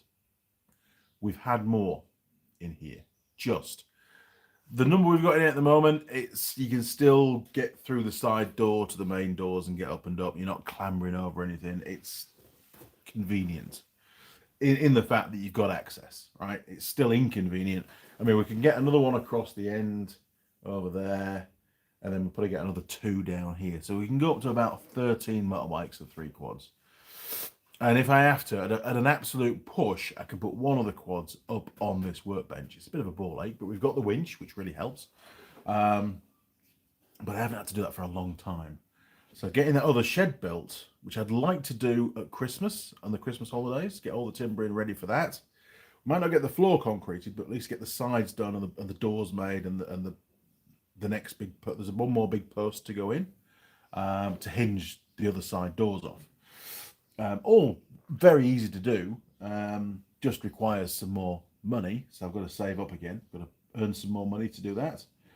But that's my plan, is we can get this deck done now, and I've got a whole month off to do that. I won't get on to doing that shed in this period because I just haven't got the money to buy the timber. So, because you've got to pace yourself, right? You know, you don't want to run out of money completely because that's bad. You can't buy cigarettes and food and pay bills and things. So, you know, got to be sensible. And all good things come to those that wait. And what I find is if you do take your time and you plan, then you tend to adjust your design a little bit until you get exactly how you want it, and then you build exactly what you want. If you rush into it, then you're, I should have done that. Oh, we should have done this, and it's like, bugger, too late now. So you just got to just keep it in your head. And I mean, I do a lot of thinking while I'm asleep. It's amazing when I wake up in the morning, I'm like, we're doing that. That's a great idea. We're doing that. We're going to change the design and incorporate this. Did a lot of that on that little winch project. Looks simple now, doesn't it? But it's amazing how much thought goes into something like that. Now, wait a minute. Hang on, what's happening now? Have we jumped ahead? No, we're doing all right. Okay, so, Pete, that pie looks so good. Oh my goodness. Pete, you are absolutely right. That was a very, very nice pie. And like I say, probably, well, it is, most definitely, the top 4 scores are all 10. We've never had that before, and that relates directly to the pie's taste, its runnability, the flavour, the quality of the products inside, the meat quality. I mean, you saw, I pulled out a great chunk of bacon slice. I mean, you just don't see that in pies. That was brilliant. And please, Oxford Pies, keep that up and make that pie a regular pie, because I will buy more. I can guarantee it. It's nice to have a change from the steak and cheese, but be able to have a change that you know is good quality and tastes great.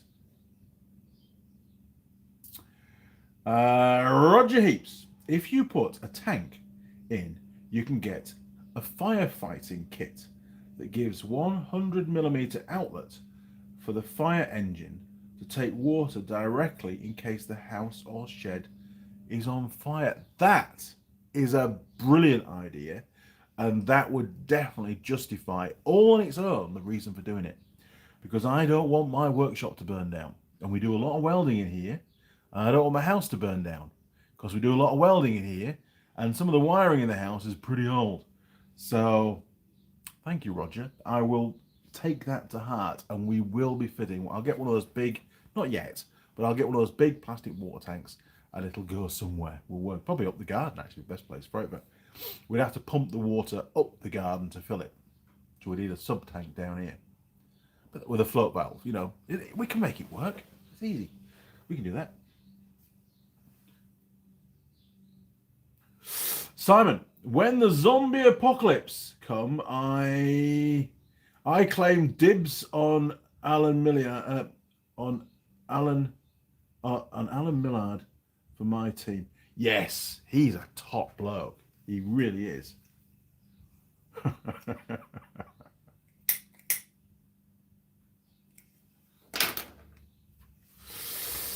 But the zombie apocalypse is coming, right?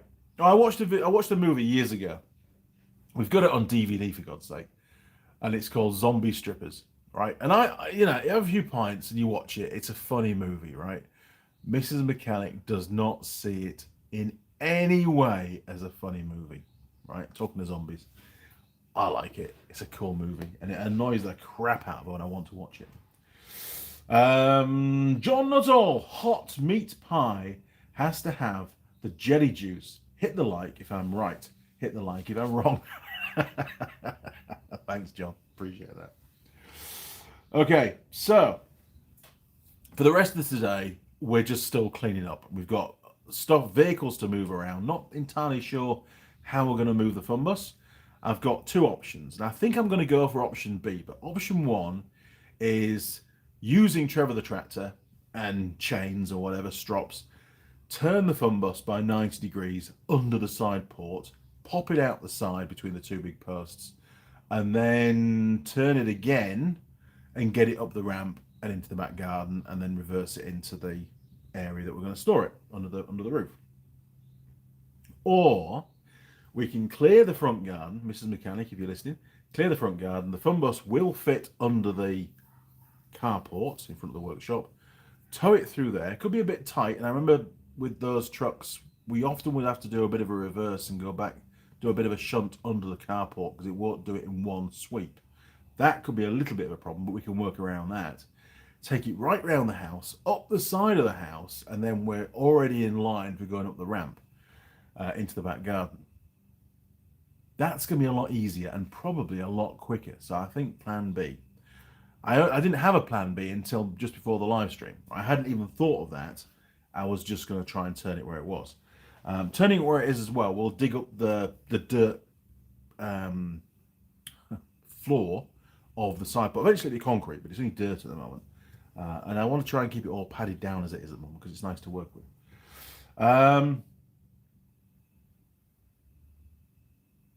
Yes, Simon, it is. Is that zombie movie like Weird Science? Weird Science is, I know it's a kids movie, right? But Kelly LeBrock, is that right? Is that the actress that was in it? I think it is. If it is, man, I have my memory. Well, you know why I can remember that name, don't you? Kelly LeBrock. Kelly LeBrock. There she is. Jesus, she's 65 now. Holy crap. That's the worst thing about movies, isn't it? You watch a movie and then you realize the movie was made 30 odd years ago or whatever. And then you go, oh yeah, Weird Science. Wow. Good memory, Andy. Yeah, so you watch that movie and it's a funny movie, don't get me wrong, but there's a few bits in there where Kelly pops into the screen and you go, holy shit. She made that movie, really, didn't she? Oh, it's gone out again. Hang on.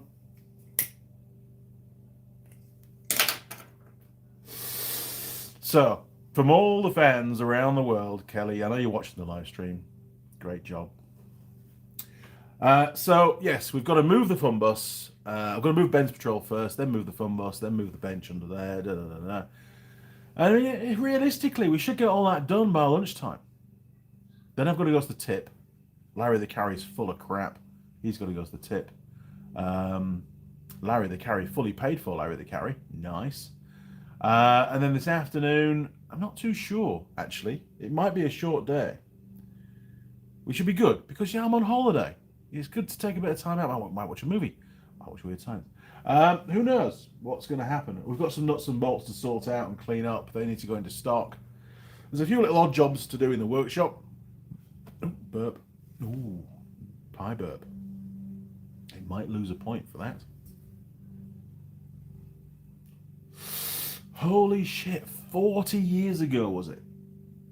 I remember when that movie first came out. Yeah, that was a teenage boy's dream movie, was that, wasn't it? We all know why. But anyway, there you go. Monday is on the road, picking up some timber. It's a fair trek, gonna go and get that. And then Tuesday is just, I don't know, half an hour down the road with the little trailer that's already prepped up. It's got the sides on it.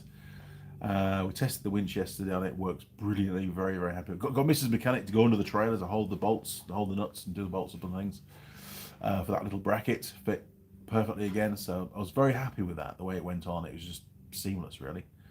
And then Wednesday is start the project, and I can't wait. Not going to rush it, but I can't wait. Curly Knox, where do you buy your timber from? I buy my timber from a lad called Travis, who owns Rangi Tiki Timber, I think it's called. Maybe you'll remember it.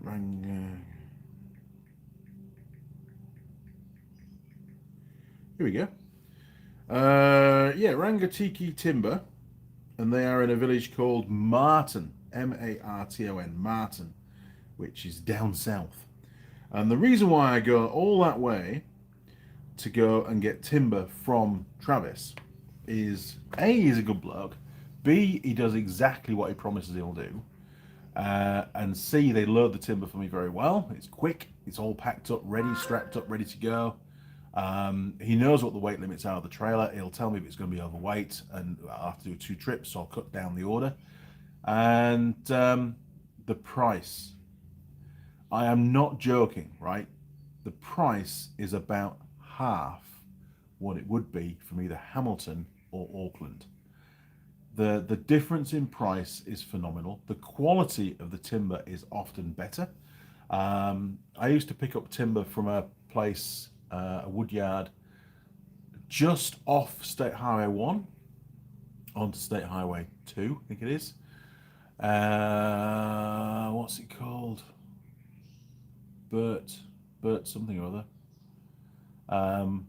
Very hit and miss on the quality from there, and the price was, they basically stopped doing trade price to public and started charging public price to public, and it's like, nah, I'm not paying that. I'm not paying my attend prices from a wood yard. That's just ridiculous. You know, you're not transporting it. There's all the transport costs are eliminated.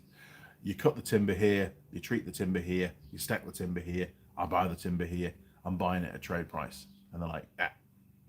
And it's like, fine, no problem. I'll find somewhere else. And I found Rangitikei Timber, and I've never looked back. They'll do all the special orders for me, those big 200 by 200 posts, 6 meters long. We buy those in, and you know, yeah, they're expensive, but man, they'd be a lot more expensive in Auckland.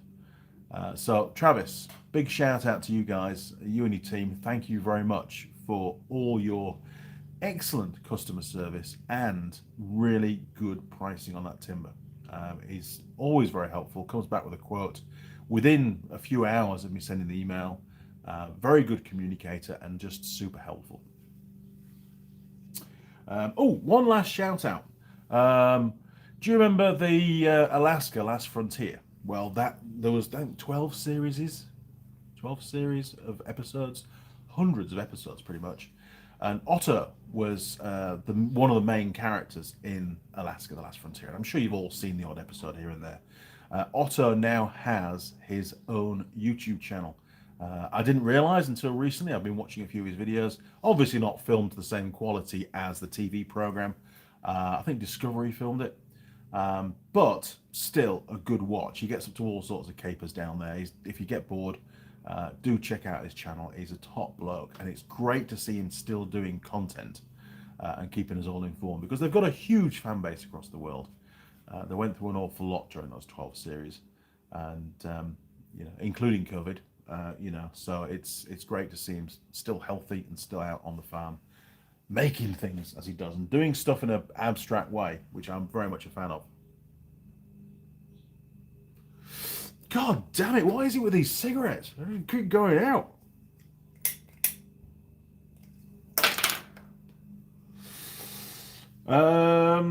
Simon had to get some marine ply that was painful, £65 a sheet. I can trump that, but not on marine ply, but it's sort of similar. I had to put a new timber deck on the small Ifor Williams trailer, and I think we covered this years ago on a live stream, because it was a few years ago now that we did it. And Ifor Williams use almost like a resin impregnated timber sheet to do their decks, and it's very, very good quality, but it's a little bit thin, and you can get warpage and stuff over the years. And on the big trailer, it's already started to warp now. It's not split. It's not a problem, but it is warped a little bit. So when I did the small trailer, I found a company, Ply Tech, I think it is in Auckland from memory, and I bought. They did a sheet that was big enough to do the whole trailer in one sheet. Obviously, I had to cut it down, and that was $800 and some for one sheet. But it's nearly an inch thick. It's really good stuff, super strong, and it looks as good today as the day I fitted it. It's very, very good. And when I was routing out all the holes for the eyelets that we put on the deck around the edge, and we think we put about 12 of those on, which are super useful, and all with underlying steel reinforcement off the chassis to, you know, reinforce those tie downs, so you can really crank them up. They're not just screwed into the wood. Or I came across one trailer recently, pop riveted into the wood. Huh? How does that work? Well, it didn't work, did it? They came out and a bike fell over.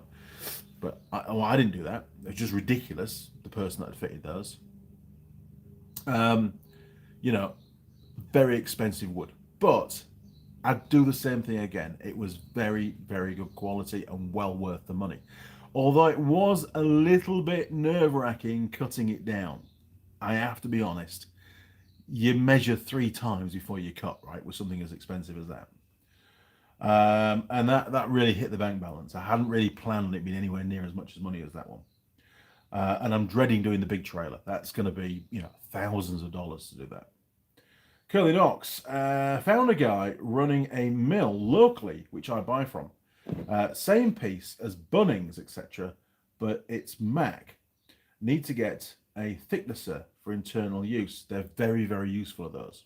I've got one here, a planing machine to knock stuff down. John Nuttall, I was informed there was a Walmart less than 2 miles up the road from the homestead. Really? A Walmart? Well, at least they've got decent shops and stuff nearby. But it was a good series. I think we watched all of that during the Big C, and there wasn't a night went by which we didn't watch an episode. And yeah, some of the series are a bit up and down due to the filming and some of the cast members not being around and stuff. It sort of felt a bit disjointed. But overall, once you watch the whole chunk, if you have that much time, I thoroughly enjoyed it. It was a real insight into what it would be like to live up there. I have often... Oh, somebody at the door. Hang on. Somebody's banging at the door. Hang on a minute. We'll go and find out. Dom, dom, dom.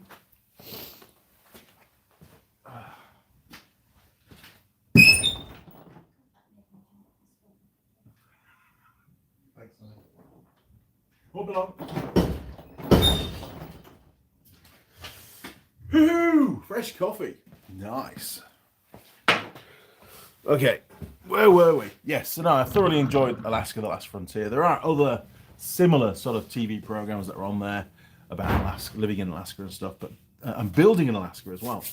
Of many, and the Rainies, the Rainey family that go on, fix homesteads up and solve people's problems for them. I think they're all really good, actually.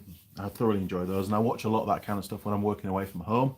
When I'm staying in hotels and stuff, they often have those kind of things on the telly, and whiled away a few nights watching those, so it's been good.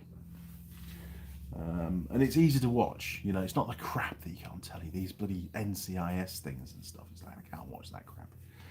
Hang on, where do we get to? Simon, I've got some of the resin that they use on the ply. It's thin stuff. I'll get the name from the bottle. Thank you, Simon. That'd be useful, actually. Especially when I've routed stuff out, I could then resin up that area before I put the eyelets in and stuff, or I could whip these eyelets out and do the same, just to seal it up. Be useful. John Nuttall, it was a good show for sure. Thank you, John. I concur, sir. Roger Heaps, you ever seen Truck House Life? Truck House Life? No, I haven't. One of the benefits of YouTube as a viewer is there literally is almost an infinite amount of stuff to watch. It's just thousands and thousands and thousands of channels to watch. I'm watching one at the moment. What's his name? Hang on, bear with me. Another good shout out, actually, before we go. I did subscribe to him. See if it's going to come up. Yes. Hudson Auto Films. Now, my brother-in-law put me onto this one, and he's been doing some work on an old Nova sports car, fiberglass sports car, almost like a kit car, but it's not. You can buy it built, based on the Volkswagen Beetle platform. So, been watching that. Very interesting. The lad seems to be pretty damn good at what he's doing. He doesn't know everything. He's still a young lad. But for his age, he's prepared to do anything and get his hands dirty and try and work it out. Needs to buy a MIG, by the way. Yes, definitely needs to buy a MIG and do some welding courses. But he's not afraid to try, and that's where the value is. Some of the videos are a little bit slow, but I can't talk right. Andy's videos are really slow, so at least I get to see somebody else that's doing slow videos, but it's still interesting. One last thing I'd like to mention, which I'm not poking fingers at anybody, just YouTube channels in general. Um, I I've resisted going down the whole sponsored video type route, um, and lots of YouTube channels do do that. They'll get approached by, I don't know, a product supplier, a manufacturer, and say, hey, if you use our product and you do a 60-second segment on that video on our product, and it usually related to something in the video normally, or maybe not. It might be just insurance. For example, Colin Firth, he does a lot of this now. Or the internet platforms that you can surf the net safely, all that kind of stuff. I get similar approaches on a regular basis, probably 2 or 3 a week, come through on email saying, hey, look, we want to do a deal with you. We'll pay you $5,000, $10,000, $1,000. You can have the product for free. There's all sorts of different levels that they're prepared to go to in exchange for comment and a mention in the video. And I don't do any of that. It's not something I want to do. So if you are a manufacturer, feel free to fire the email through. It might be a tool that we can make use of in the workshop, genuinely. And I'm happy to buy it at reduced price, or you can send it for free if you want. And I will mention you, but it won't be that hardcore 60-second stint of, hey, now let's talk about our sponsor for the channel for the video. I'm not doing that. That's not what it's about. It's more of maybe a product placement, I suppose, is maybe more the way that you would show what I do. I mean, obviously we've got the Teng tools, and thank you, Brandon. Teng came on board right at the start of me launching the channel, right? They didn't see how the channel was going. They didn't look at the volume of traffic and decide, hey, okay, we need to jump onto this bandwagon, ride the wave of Andy Mechanic and gain some publicity. They were genuinely prepared to help launch the channel, to get me going with their tools. And for that carries a lot of value to me, and I'm very, very Teng loyal. And I have been even before the channel, to be honest. I think they're great tools. They're not the best tools in the world. NASA, for example, don't use Teng tools, I'm sure of it. But they're very good tools, and they're not overly priced. I mean, tools in general in New Zealand are very expensive compared to the UK. So they are, very competitive on their pricing, and the range gets a lot better over the years. And I very rarely ever break anything. I think I've broken a screwdriver, which is my own stupid fault because it was being used as a chisel at the time. So you can't blame the manufacturer for that. It's misuse of the tool. It's my fault, not theirs. Pico, they saw a video on the MR2 and said, hey, you're using the wrong scope. And I'm like, I know, I can't afford an automotive spec scope. Oh, we'll send you one. With an invoice? No, we'll just send you one. And they even paid the duty that had to be paid on it when it came into New Zealand. And their scope has solved many, many, many diagnostic cases over the years, both here in the workshop on camera, here in the workshop off camera, and on various vehicles out in the field at dealerships and so on. And it's also allowed a lot of techs to have a go at using a scope which would never normally have had a chance to use one, and open their eyes a little bit to the benefits. And there's definitely been a handful of techs around New Zealand and dealers that have gone out and bought oscilloscopes, usually the Pico, because of that exposure to it. And that's only a good thing. It benefits the customers, it helps the techs improve their knowledge and skill set. And of course, Pico sell a couple more scopes, which is fine because they help me. But there's no monetary element. They don't send me a check for $5,000. And I'm not into that. That's just, the channel makes a little bit of money every month, and that's very nice. And it helps to pay for bits and pieces like nuts and bolts. It won't pay for all of these this month. But over the year, yes, it gives me a little bit of a slush fund to keep doing what I do. So without your support to watching the videos and sharing the videos on your social media platforms, getting more viewers and more traffic through the channel, we'd struggle. And I'm very, very grateful to all the supporters, Forge as well. Jared, I pay for these bolts. He doesn't give me them for free. I pay for them, but he does me a good price, and I'm grateful, you know.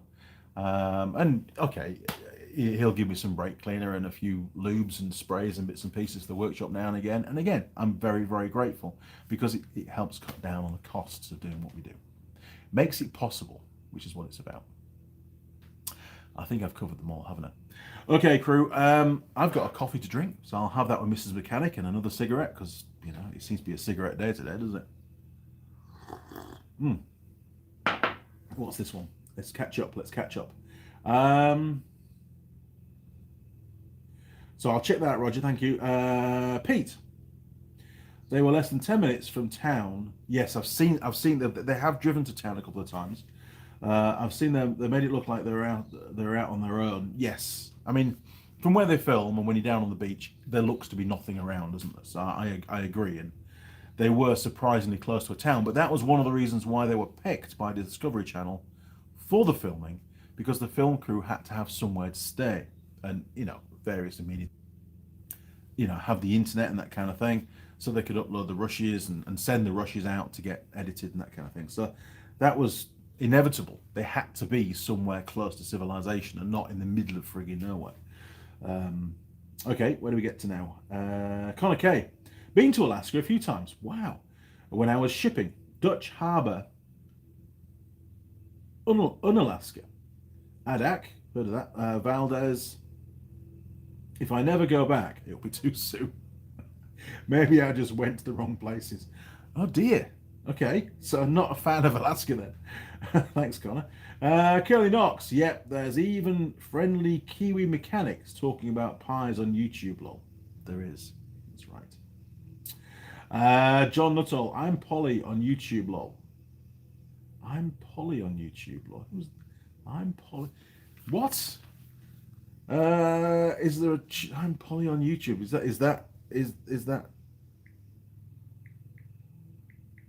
that a YouTube channel? I don't know.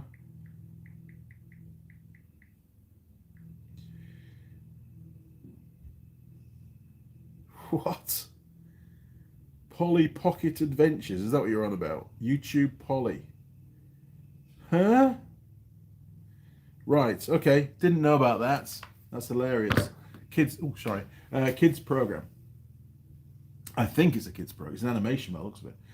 Simon, Tang is quality though.